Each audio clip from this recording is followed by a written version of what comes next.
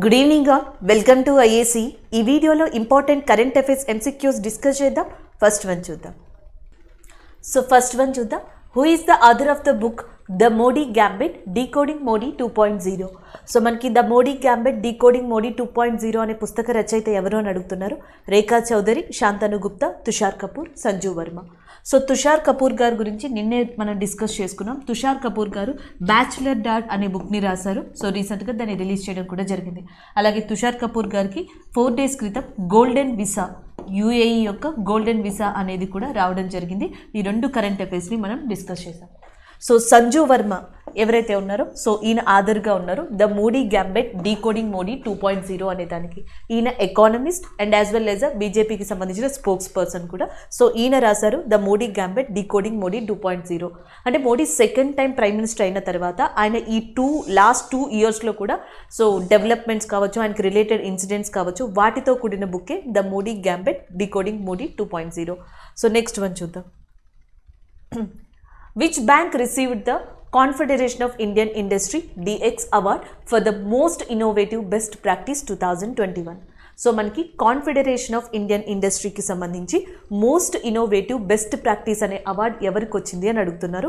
Answer HDFC bank. Option A is a correct answer. HDFC బ్యాంక్కి ఈ award రావడం అనేది జరిగింది. సో జనరల్గా ఏంటంటే మనకి ఈ మోస్ట్ ఇన్నోవేటివ్ బెస్ట్ ప్రాక్టీస్ అనే అవార్డుని డిజిటల్ ట్రాన్స్ఫర్మేషన్కి సంబంధించిన కేటగిరీలో ఇచ్చారు.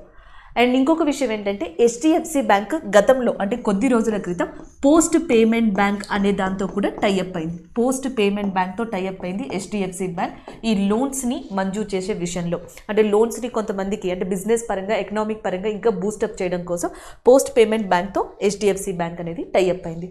అలాగే గతంలో అంటే కొన్ని నెలల క్రితం ఒక క్యాంపెయిన్ని కూడా చేపట్టింది. బ్యాంకింగ్ ఫ్రాడ్ అవేర్నెస్ మీద ఒక క్యాంపెయిన్ని చేపట్టింది HDFC బ్యాంక్. దాని పేరు మూవ్ బంద్ రఖో. సో మూవ్ బంద్ రఖో అనే క్యాంపెయిన్ని కూడా స్టార్ట్ చేసింది HDFC బ్యాంకే. సో దీన్ని కూడా మీరు గుర్తుపెట్టుకోవచ్చు.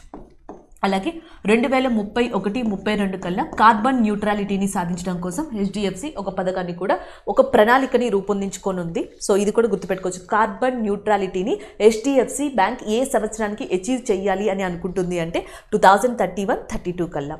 So option A is the correct answer, HDFC bank. Next one చూద్దాం.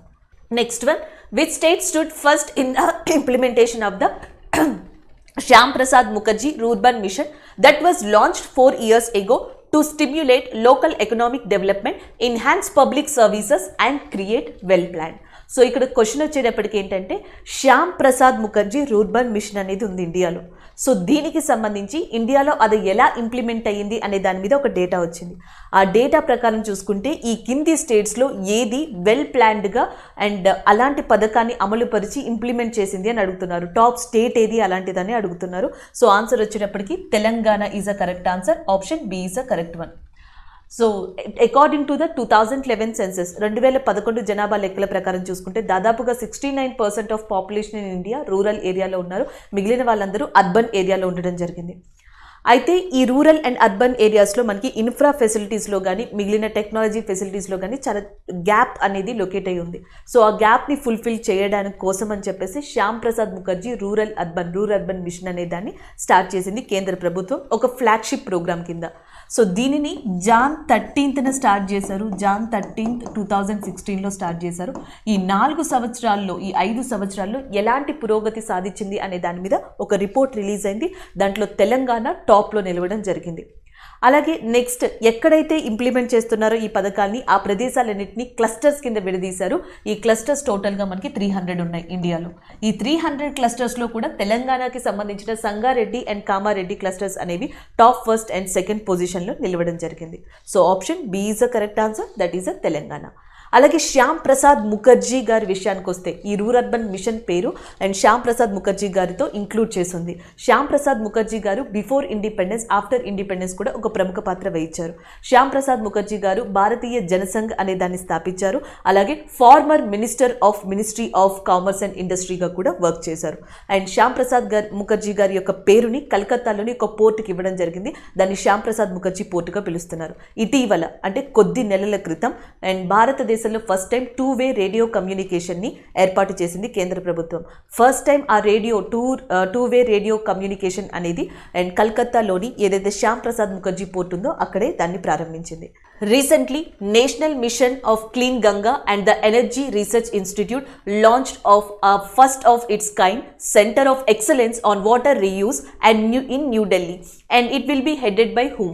So recent ga manaki National Mission of Clean Ganga and the Energy Research Institute ఈ రెండు కలిసి న్యూ ఢిల్లీలో నీటి పునర్వినియోగంపై మొట్టమొదటి రకమైన సెంటర్ ఆఫ్ ఎక్సలెన్స్ అనేదాన్ని ప్రారంభించాయంట. సో దీనికి నాయకత్వం వహించేది ఎవరు అని అడుగుతున్నారు.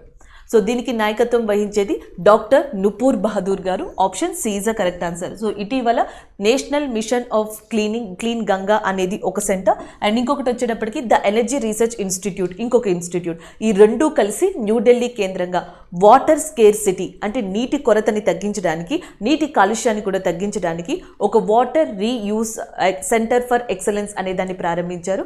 సో దానికి అండ్ హెడ్గా డాక్టర్ నుపూర్ బహదూర్ గారిని నియమించడం జరిగింది. Option C is a correct answer అవుతుంది. అలాగే వాటర్ డేని కూడా మళ్ళీ ఇక్కడ నేను రిపీట్ చేస్తున్నాను, గుర్తుపెట్టుకోండి. March 22 is considered as a water day. And the next one చూద్దాం. Recently, Center has set up 2 subcommittees to lower crop insurance premium under which scheme? So మనకి ఇటీవల ఏ పథకం కింద పంటల బీమా ప్రీమియంని తగ్గించేందుకు కేంద్రం 2 సబ్ కమిటీల్ని ఏర్పాటు చేసింది అని అడుగుతున్నారు. డైరెక్ట్గా ఆన్సర్ చూద్దాం.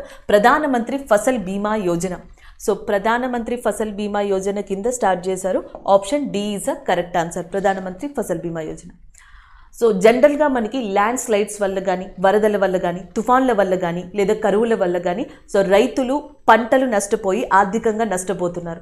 సో అలా ఆర్థికంగా ఈ పంట నష్టం వల్ల రైతులు బాధపడకుండా, రైతులు సఫర్ అవ్వకుండా ఉండడం కోసం చాలా తక్కువ ప్రీమియంని చెల్లించి ఆ పంట నష్టాన్ని అంతటినీ కూడా ఎదుర్కొనేలాగా గవర్నమెంట్ ఆఫ్ ఇండియా 2016లో ఒక పథకాన్ని ప్రారంభించింది. దాన్ని ప్రధానమంత్రి ఫసల్ బీమా యోజన కింద చెప్తున్నారు. అంటే ఇండియాలో క్రాప్ ఇన్సూరెన్స్ స్కీమ్, పంట బీమా పథకం కింద ప్రధానమంత్రి ఫసల్ బీమా యోజన అనే పథకాన్ని చెప్పొచ్చు.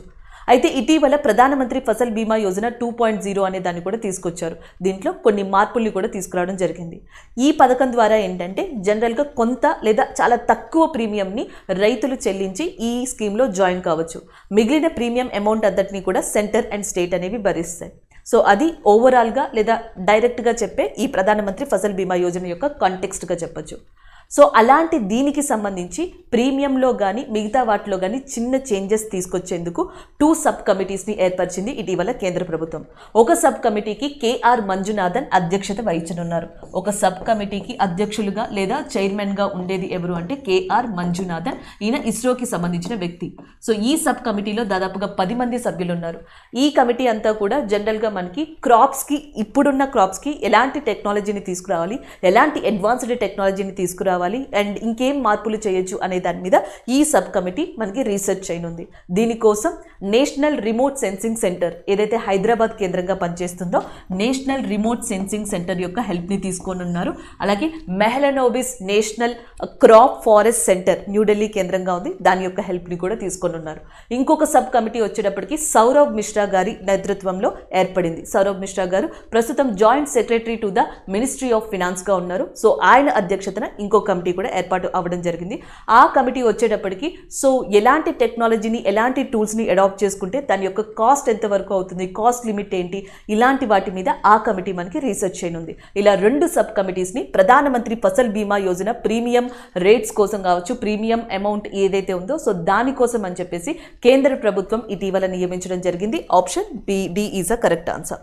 And the next one, according to the Good Governance Index 2021, which state from Group A category has topped the composite ranking covering all 10 sectors?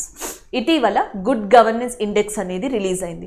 Good governance index అనే దాన్ని మినిస్ట్రీ ఆఫ్ హోమ్ అఫైర్స్ అయిన అమిత్ షా గారు release చేశారు. So దీంట్లో దాదాపుగా 58 ఇండికేటర్స్ని తీసుకోవడం జరిగింది, 10 సెక్టార్స్ని cover చేయడం జరిగింది. సో ఈ 10 సెక్టార్స్లో 58 ఇండికేటర్స్ని యూజ్ చేసి ఓవరాల్గా ఇండియాలో ఉన్న స్టేట్స్కి, యూనియన్ టెరిటరీస్కి గుడ్ గవర్నెన్స్ ఇండెక్స్ ర్యాంక్స్ అనేవి ఇవ్వబడ్డాయి. ఈ గుడ్ గవర్నెన్స్ ఇండెక్స్ ర్యాంక్స్ అనేవి కూడా భారతదేశంలోని స్టేట్స్ని, యూనియన్ టెరిటరీస్ని టోటల్గా 4 సబ్ కేటగిరీస్ చేసి ఈ ర్యాంక్స్ అనేవి ఇచ్చారు. ఒక సబ్ కేటగిరీ వచ్చేటప్పటికి గ్రూప్ ఏగా ఉంది, ఇంకొక సబ్ కేటగిరీ వచ్చేటప్పటికి గ్రూప్ బిగా ఉంది, ఇంకొక సబ్ కేటగిరీ వచ్చేటప్పటికి యూనియన్ టెరిటరీగా ఉంది, ఇంకొక సబ్ కేటగిరీ వచ్చేటప్పటికి north east India and hill స్టేట్స్గా ఉన్నాయి. ఇలా ఒక్కొక్క సబ్ కేటగిరీకి ఈ 10 సెక్టార్స్లో ఏవైతే బెస్ట్ పర్ఫార్మెన్స్ ఇచ్చాయో వాటి ఆధారంగా ర్యాంకింగ్ అనేది ఇవ్వబడింది. గుడ్ గవర్నెన్స్ ఇండెక్స్ 2021లో గ్రూప్ ఏ కేటగిరీలో టాప్ వచ్చిన స్టేట్ మనకి గుజరాత్, కాబట్టి option A is a correct answer అవుతుంది. గుడ్ గవర్నెన్స్ కేటగిరీలో 2021 ఇండెక్స్లో గ్రూప్ బి కేటగిరీలో టాప్ వచ్చిన స్టేట్ వచ్చేటప్పటికి మధ్యప్రదేశ్, యూనియన్ టెరిటరీలో టాప్ వచ్చిన ప్లేస్ వచ్చేటప్పటికి Delhi, north east India and hill స్టేట్స్కి సంబంధించి అండ్ టాప్ వచ్చిన స్టేట్ కింద హిమాచల్ ప్రదేశ్ని చెప్పచ్చు. ఇక్కడ నార్త్ ఈస్ట్ ఇండియా ఉంది as well as hill states కూడా ఉన్నాయి. ఓవరాల్గా చూసుకుంటే హిమాచల్ ప్రదేశ్ అనేది టాప్లో రావడం జరిగింది. సో ఇది మీరు ఓవరాల్గా గుర్తుపెట్టుకోవాల్సింది. అలాగే డిసెంబర్ 25th అనేది గుడ్ గవర్నెన్స్ డే కింద కూడా రికగ్నైజ్ చేస్తారు. December 25th is consider as a good governance day also. So next one, conformity assessment scheme is a first of its kind certification scheme that has been developed by National Dairy Development Board and so recent గా conformity assessment scheme అనేది వచ్చింది. So అది national dairy development board ఇంకొక board రెండు కలిసి సంయుక్తంగా launch చేశాయి. అది ఏది అని అడిగారు, లైక్ ఐఎస్ఓనా లేకపోతే డీసీజీ అయినా బిఐఎస్ అని. సో ఆన్సర్ వచ్చినప్పటికీ BIS is a correct answer. Bureau of Indian standard అంటాం కదా, so bureau of Indian standard, national dairy development board, national dairy development board and bureau of Indian standard ఈ రెండు కలిసి ఇటీవల మనకి కన్ఫార్మిటీ అసెస్మెంట్ స్కీమ్ అనే దాన్ని లాంచ్ చేశాయి. సో ఈ స్కీమ్ మొత్తం కూడా దేనికోసం అంటే మిల్క్ ప్రొడక్ట్స్ కోసం. These are all for the milk ప్రొడక్ట్స్గా చెప్పచ్చు. సో జనరల్గా భారతదేశంలో మిల్క్ ప్రొడక్ట్స్కి సర్టిఫికేషన్ ఇవ్వడం అనేది డిఫరెంట్ స్టేజెస్లో డిఫరెంట్ మెథడ్స్లో ఉంటుంది. సో ఇది జనరల్గా ఏంటంటే time taken process and difficulty process. ఈ రెండింటిని కూడా మినిమల్ చేయడానికి, తగ్గించడానికి, అంటే డిఫికల్టీని టైం టేకెన్ని తగ్గించడం కోసం అటు bureau of Indian standard, national dairy development board రెండూ కలిసి కన్ఫార్మిటీ అసెస్మెంట్ స్కీమ్ అనే దాన్ని స్టార్ట్ చేశాయి. దీంట్లో ఏంటంటే ఒకే స్టేజ్లో మిల్క్ ప్రొడక్ట్స్కి సర్టిఫికేషన్ ఇస్తారు.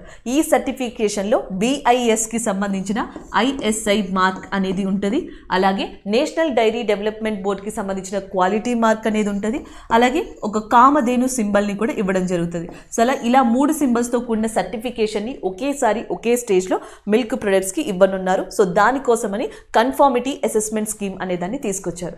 అలాగే ఇక్కడ మిల్క్ గురించి చెప్తున్నాం కాబట్టి ఇంకొకటి మనం గుర్తుపెట్టుకోవచ్చు, June 1st అనే దాన్ని గుర్తుపెట్టుకోవాలి, అలాగే November 26th అనే దాన్ని కూడా గుర్తుపెట్టుకోవాలి. June 1st వచ్చేటప్పటికి మనకి వరల్డ్ మిల్క్ డేగా ఉంది, ప్రపంచ పాల దినోత్సవంగా June 1st చెప్తాం. అలాగే నేషనల్ మిల్క్ డే కింద మనం November 26th చెప్పడం జరుగుతుంది. సో ఈ రెండు ఇట్లా గుర్తుపెట్టుకోవచ్చు. అలాగే మిల్క్ మ్యాన్ ఆఫ్ ఇండియా కింద వెర్గిస్ కురియన్ని పిలుస్తారు. ఇందాకలో మనం వాటర్ రీయూజ్ అని చెప్పుకున్నాం కదా, అక్కడ వాటర్ మ్యాన్ ఆఫ్ ఇండియా కూడా గుర్తుపెట్టుకోవచ్చు. రాజేంద్ర సింగ్ గారిని వాటర్ మ్యాన్ ఆఫ్ ఇండియా అంటారు, వెర్గిస్ కురియన్ గారిని మిల్క్ మ్యాన్ ఆఫ్ ఇండియాగా పిలవచ్చు. నెక్స్ట్ వన్ చూద్దాం. సో నెక్స్ట్ వచ్చేటప్పటికి which Indian origin judge has been appointed to South Africa's highest judicial bench. So మనకి ఇక్కడ ఏమని అడుగుతున్నారంటే సౌత్ ఆఫ్రికా హైయెస్ట్ జ్యుడిషియల్ బెంచ్కి ఏ ఇండియన్ ఆరిజిన్, ఏ భారత సంతతికి చెందిన న్యాయమూర్తి ఇటీవల అపాయింట్ అయ్యారో అని అడుగుతున్నారు. ఆప్షన్స్లో హరీష్ సాల్వే, లేకపోతే నెక్స్ట్ వచ్చి Nagendra Singh and Narendran Jodi Kollapan and Dalveer Bhandari. So answer వచ్చేటప్పటికి నరేంద్ర జోడీ కొల్లాపన్ ఎవరైతే ఉన్నారో ఆయన. Dalveer Bhandari international court of జస్టిస్లో ప్రజెంట్ ఇండియాని రిప్రజెంట్ చేస్తున్నారు దల్వీర్ బాండారి. బట్ నరేంద్రన్ జోడీ కొల్లాపన్ ఎవరైతే ఉన్నారో సో ఈయన భారత సంతతికి సంబంధించిన వ్యక్తి. సో ఈయనని ఇటీవల సౌత్ ఆఫ్రికా హైయెస్ట్ జ్యుడిషియల్ బెంచ్లో అపాయింట్ చేయడం జరిగింది. Option A is a correct answer. అలాగే నెక్స్ట్ వచ్చేటప్పటికి సౌత్ ఆఫ్రికాకి సంబంధించి capital as well as a కరెన్సీని కూడా ఒకసారి రివైజ్ చేయండి. So next one, which bank has recently been empanel as Maharashtra banking partner. So ఇటీవల మహారాష్ట్ర యొక్క బ్యాంకింగ్ పార్ట్నర్గా ఏ బ్యాంక్ మనకి ఒప్పందం కుదుర్చుకుంది లేదా ఎంపానెల్ చేయబడింది అని అడుగుతున్నారు. So that is nothing but Equitas small finance బ్యాంక్గా చెప్పొచ్చు. Option C is a correct answer. Maharashtra state ఎంప్లాయర్స్కి శాలరీ అకౌంట్స్ కానీ డిస్ట్రిబ్యూషన్ కానీ ఇలాంటి విషయాలకి సంబంధించి మహారాష్ట్ర యొక్క బ్యాంకింగ్ పార్ట్నర్గా ఇటీవల ఈక్విటస్ స్మాల్ ఫినాన్స్ బ్యాంక్ ఒక ఒప్పందాన్ని కుదుర్చుకుంది. Option C is a correct answer. అలాగే ఈక్విటీ స్మాల్ ఫినాన్స్ బ్యాంక్ గతంలో అనౌన్స్ చేసింది రాణి రాంపాల్ గారు అండ్ స్మృతి మందానా గారిని తన బ్యాంక్ యొక్క బ్రాండ్ అంబాసిడర్స్గా. ఆప్షన్ సి అనేది ఇక్కడ కరెక్ట్ అవుతుంది. So next current affair, GMR airports Netherlands, a subsidiary of GMR Airports Limited, has signed a shareholders agreement and share subscription agreement for the development operation of Kuala Lumpur International Airport. So మనకి ఇటీవల ఏం చెప్తున్నారు అంటే GMR airports Netherland ఏదైతే GMR airport subsidiary ఉందో so అది ఒక share holder subscription కోసం అండ్ ఏ దేశానికి సంబంధించిన క్వాలా లంపూర్ ఇంటర్నేషనల్ ఎయిర్పోర్ట్తో ఒప్పందం కుదుర్చుకుంది అని అడుగుతున్నారు. సో ఆన్సర్ వచ్చేటప్పటికి Thailand. Option C is the correct answer. So next one చూద్దాం. సో నెక్స్ట్ వచ్చేటప్పటికి James Webb telescope world's largest and most powerful space telescope has been built by. So ఇటీవల జేమ్స్ వెబ్ టెలిస్కోప్ అనేది release అయింది, launch అయ్యింది. అయితే దీనిని ఎవరు launch చేశారని అడుగుతున్నారు, ఎవరు నిర్మించారని అడుగుతున్నారు. ప్రపంచంలో అత్యంత శక్తివంతమైన అతిపెద్ద స్పేస్ టెలిస్కోప్గా మనకి జేమ్స్ వెబ్ టెలిస్కోప్ని చెప్పొచ్చు.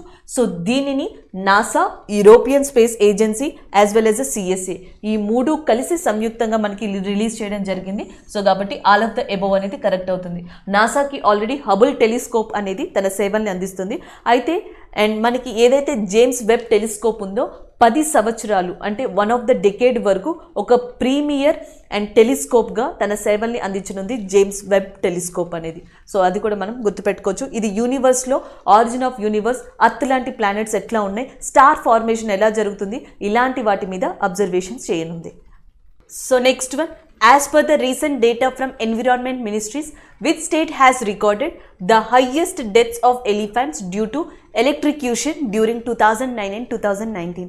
2009 అండ్ మరియు 2019 మధ్యలో అండ్ ఇటీవల వచ్చిన డేటా ప్రకారం, అది కూడా మనకి పర్యావరణ మంత్రిత్వ శాఖ ఇచ్చిన డేటా ప్రకారం ఎలక్ట్రిక్యూషన్ వల్ల అత్యధికంగా ఏనుగులు మరణించిన రాష్ట్రం ఏది అని అడుగుతున్నారు. So that is nothing but Odisha. Option A is the correct answer. ఒడిస్సాలో 2009 నుండి 2019 మధ్యలో సో దాదాపుగా చాలా ఏనుగులు మరణించాయి. అవన్నీ కూడా కేవలం ఎలక్ట్రిక్యూషన్ వల్ల మాత్రమే, అంటే విద్యుత్ ఘాతకం కారణంగా మరణించాయని చెప్పేసి ఇటీవల పర్యావరణ శాఖ ఇచ్చిన రిపోర్ట్లో పేర్కొన్నారు. Option A is the correct answer. That is the Odisha.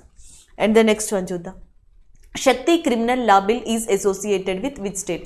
So Shakti criminal law bill అనేది ఏ స్టేట్తో అసోసియేట్ అయ్యి ఉంది అని అడుగుతున్నారు. ఆన్సర్ మహారాష్ట్ర.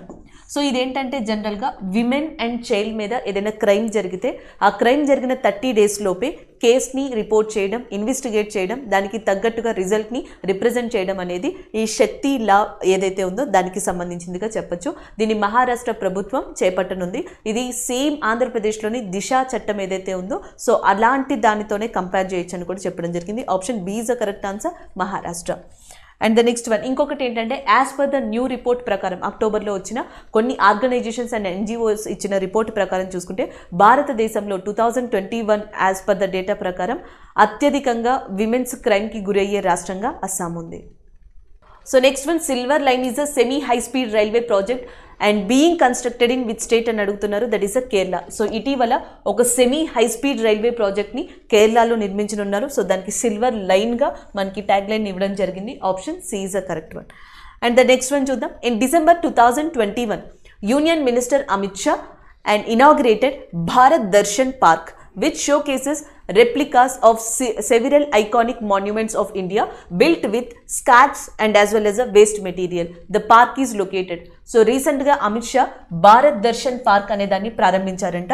అది మనకి స్క్రాప్ మెటీరియల్ ఏదైతే ఉంటుందో అది వ్యర్థ పదార్థాలతో నిర్మించింది అంట.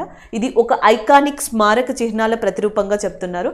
అయితే ఈ భారత్ దర్శన్ పార్క్ అనేది భారతదేశంలో ఎక్కడుంది అని అడుగుతున్నారు. That is a New Delhi. Option C is the correct answer. Thank you.